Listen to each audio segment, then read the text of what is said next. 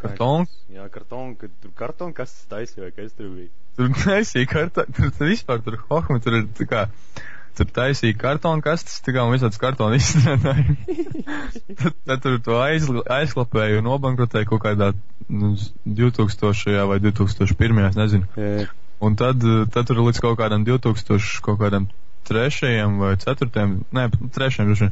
Tur bija kaut kāda pastētis, kaut kāda tur tirgoja pastēti, ja reāli. What the fuck? Tirgoja?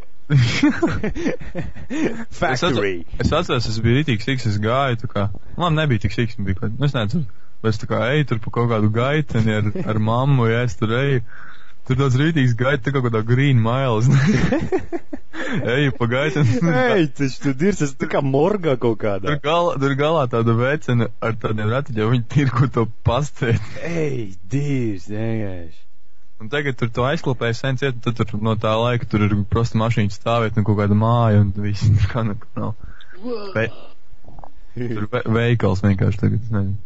Ko tur pārda, kaut kāds parastais veikals, produkts? Nē, tā kā kartonkas veikals, kartonfabrikas veikals, saucies. Nu, tur vienkārši tā kā produkts veikals. Ei, dirs, Tas ir centrālais veikals. Kartonkas centrāli.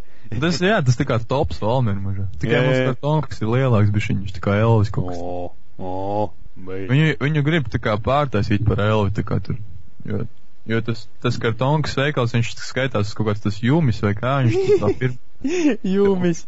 Un tie visi blieži ciet, tie jumi. Tā kā jau centrā jau viens ir tur beigts, un tur viņi par Elviju pārtaisīja. Mēsla. Tā mums vēl ir tur Pārogrē, tas ir tālu, diezgan kaut 2,5 no centra. Jā. Tā kā tur bija kādreiz tāds veikals Pārogrē. Viņš tāds liels, viņš tā kā Rīmis, tāds rītīgi liels, vai pat, rītīgi liels, garoči. Tur bija tāda ziņa, ka taisīs saimniecības preču veikalu, un tur kaut ko viss tur, kaut kāda bauma palaidās, ka, jā, depo būs Ogrē, depo, viss tur.